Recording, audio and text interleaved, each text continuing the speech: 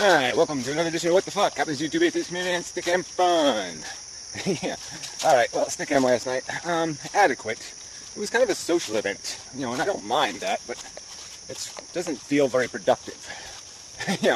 It's sort of like watching a movie, and we did talk about movies quite a bit. But, there's lots of psychology in movies. There's lots of getting to the core of a human being. What are humans? What do they feel? What gets to them in their insides is sort of, revealed in talking about movies and what works and what doesn't. But it also, it just leads to so many conversations, about what is the necessary ingredients to, building some kind of beautiful experience, the orchestration of it all, from the story to the simple nuances of aesthetics, how it looks. So anyway, all that's sort of interesting. So it's not like it was trivial movie conversation. So it is sort of productive.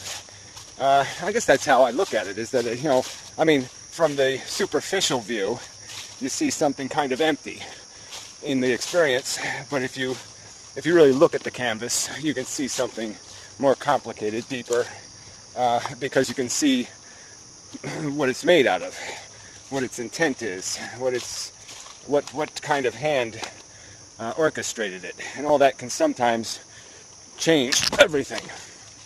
The period in which it was made, lots of things like that. But anyway, so yeah, it can be an interesting conversation. You can make whole videos just on that. Interesting fungus. Interesting. I like it. It's pretty. I have to get some pictures of that. In a very neutral, pleasant color. So, not terribly important, but, it's happened to be there. So anyways, yeah, the girls are just amazing. Yeah, they really are. No Karina, though. Amazingly, it was an amazing girl evening with no Karina. So she's in Zurich, doing the professional philosopher type thing, which is very cool. And, so far so good. I don't have any, today's the last day, I think. So I don't know whether she made her speech or not. And, she's a little nervous about that. But I think she'll handle it. She's sort of a, do what you gotta do person. She can take care of business. So that's good. So anyway, yeah, well, I don't know. There's nothing I can say. So, there's a hoodie chick and Void and Samari. And, it was just really, they're just complement each other very well. And such. It's okay. So it's a usual night. Paul's ego was a little more active, which was fun. Paul's a funny guy. And, just so damn likable, the stupid fuck. But anyway, and, so, let's see, who else do I have to mention? Brett Keane did show up. I mentioned him. Brett's an ass, but, he's human and all that crap. Oh, yeah, it's big trouble. I called somebody a human. That's an insult. Yeah. Metamorph, he was in early, just, very likable guy. The gray guy showed up, and he was looking like a character out of, like, Lord of the Rings or something. Like one of the lower Earth characters, but it was cool. When Church guy showed up, he's a little bit, he's a little obnoxious, but, I like him. I said, yeah, that's just the fact. I like him. He's an acquired taste kind of human being. But, yeah, I've acquired a taste. Whoa, spiders. Ew, he's on my camera, the motherfucker. Go over there. You creepy, look at him. Creepy spider. Ew, creepy. Yeah, they make these nets right across the path, and it goes right across. They walk all the way down the tree, go all the way across the ground, walk all the way up the other tree to string their nets. Just really irritating. All they seem to catch is me. And so it doesn't seem like evolution, like, I'm a spider, I'm going to catch a rhinoceros. I don't really see the point in it. Good luck, idiot. So anyway, I do have to point out, I got another strike on the inmendham account for some dopey video, one of the mineral ones. So it was aluminum 13. I can't find my copy. I know I got it on a hard drive somewhere, and I don't have to dig it out, but if somebody has a copy of aluminum 13, I'd appreciate it. I don't know what music was on it. You can't play the damn thing. It's just so freaking irritating. I just don't remember the video. enough to know what the hell could possibly be the problem. It was like January 26th, I think is the date. So if somebody's got that easy, let me know. Because yeah, I'd just like to know what the hell was on that video that could possibly be a copyright infringement. So anyway, I'm just so sick of this shit. You know, I mean, somebody else plays music in the background of their video, and I get a strike. I mean, what sense does this make? Fuck. You know, stupid, goddamn bastards. All right. Oh yeah, I'm going to turn the camera off because of the stream noise, so I'll be back later. Well, it's instantaneous for you. I'll be back. Yes. Yeah. So anyway, as to kicking, I did kick Pyro out. He didn't last too long. You know, I sort of pushed him on this bullshit, this pro-choice crap, and he just won't answer the questions. He won't deal with it as a reality. Every single time you throw something at him, he says, well, I learned how to store watermelons in my ass, so everybody else should be able to do it. I mean, it's just, it's idiotic. Yeah, I drank and drive, and I didn't kill anybody, so, yeah, why shouldn't everybody be able to drink and drive? Does that prove it? My experience, that proves it's okay to do it. I mean, you can't have a conversation with somebody who doesn't understand the fact that we are part of a society, and that what happens to individuals is irrelevant in any kind of argument about what social policy should be.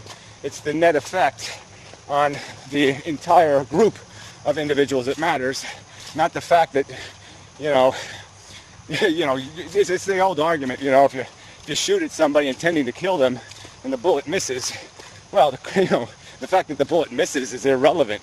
You tried to kill them, you stupid fuck. But that's one of the examples that just shows that the pyro imbecility has permeated culture. Because, yeah, why should we treat somebody differently? If you drink and drive and kill somebody, well, what's the difference between drink and drive and not killing somebody? It's the same fucking crime, the same act. The same intent was involved. So why are you punishing people for arbitrary and erroneous outcomes? Because there happened to be a victim on the road for you to crash into is the reason why you go to prison or not? I mean, that doesn't make any sense. You committed exactly the same crime. I mean, there's been literally millions of people who have shot somebody and they didn't die. And so they got this, 2 or 3 or 4 year sentence when they attempted fucking murder. Okay? All murderers should be convicted of attempted murder. That should be the crime. If you seriously attempt to kill somebody, that's the crime. Whether you succeed or not, it's fucking irrelevant. So irritating. So, I mean, that's the kind of back-assward, insensible, nonsensical logic you're dealing with this asshole. I can't stomach it. I mean, he obviously just doesn't get it. Because, as much as these assholes say they care, and they feel, and they empathize, they don't. Alright, they're on a little fucking jackass joyride.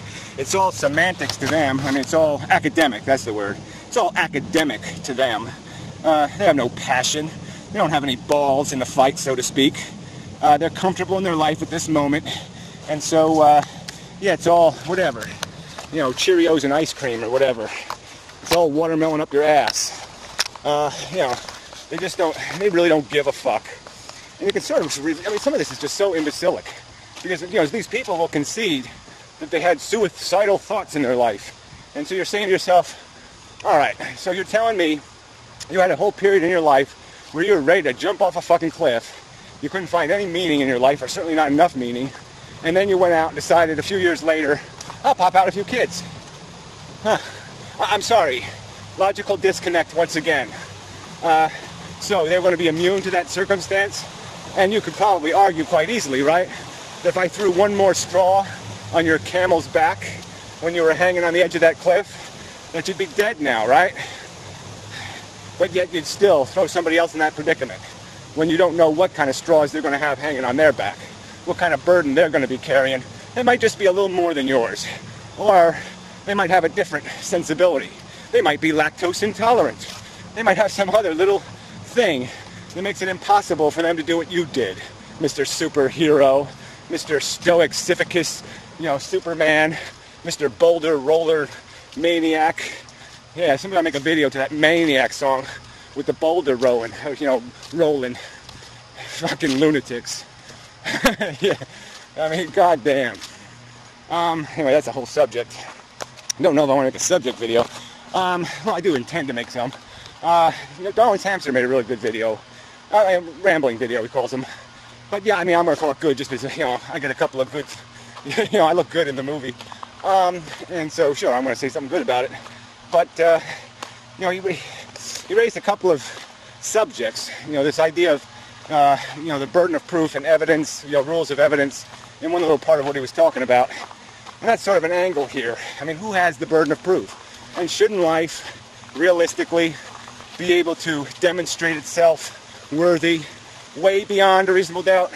I mean, if you're going to impose life, shouldn't it be, shouldn't the evidence be way beyond a reasonable doubt? I mean, come on. It just seems like it's logical. It shouldn't be some sort of thing where you have to desperately, pull rabbits out of the hat and say, find little distracting bunnies and kitties to point to be able to get people to figure it out. The ironic award goes to that Tranquil guy who, I saw he commented on a Piro video, and, he didn't like the idea that, we metaphor the pink balloon, and Heroin Church brought up a sitcom, that most of life is just a silly, trivial sitcom. And so he brought up Mozart, Bach, and Van Gogh. I just thought it was so funny. Because yes, the end products of their work were quite brilliant. Their lives were quite horrific. So that's the big joke here. The reason why Van Gogh has any meaning to me is because I found out about what his life was, what he lived for. And he lived his life trying to be useful, desperately trying, and not being able to find anything, just banging into futility wherever he turned.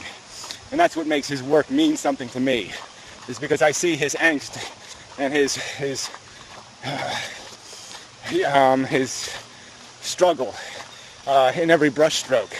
And so it gives me a different kind of appreciation. But as an artist, if I'm going to look at a Van Gogh, I mean, beyond Starry Night, they're not exactly, people aren't paying big money.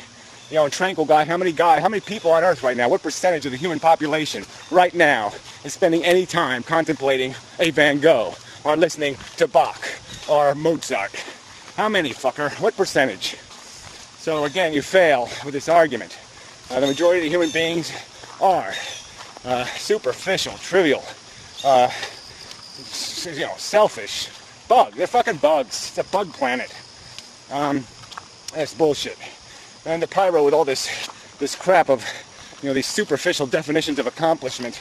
And you just, all you have to do is say something like, okay, let's say 1 billion rats die every day. Rodents, let's just say rodents. 1 billion. Who knows what the number is? I don't know.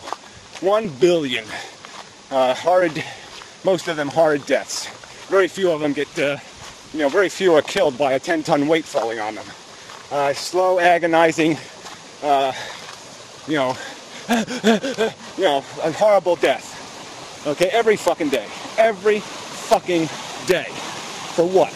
And what are you putting on the other side? Oh, I rolled my Sisyphus ball up the hill. And I felt all proud. Oh, please. Please. But anyway, see, that's the whole thing, though. It's all about this. This isn't a philosophical argument. It is only in the sense that you either can appreciate, in some real sense, the threat, the danger here. You either understand the danger here, or you don't. If you appreciate the danger, billions and billions of sentient creatures bleeding out of their mouth every day, then you're going to get it.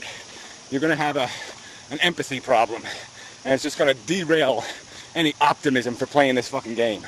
And if you don't see that, yeah, then it's all academic. Let's have an academic conversation about how I should have the choice to make living human beings, and how that's perfectly fair to the 1 million people who will blow their brains out. Fuck you. Jesus. So anyway, too fucking insulting. Sorry. No sale. So anyway, I didn't mean to make this a well, whatever. I don't mean anything when I start. Just these videos have a life of their own. They just go where they're going to go. This one went there. And so now we have arrived. Oh, they're draining their pool. Weird. I'll leave the water in. But anyway, like neighbors.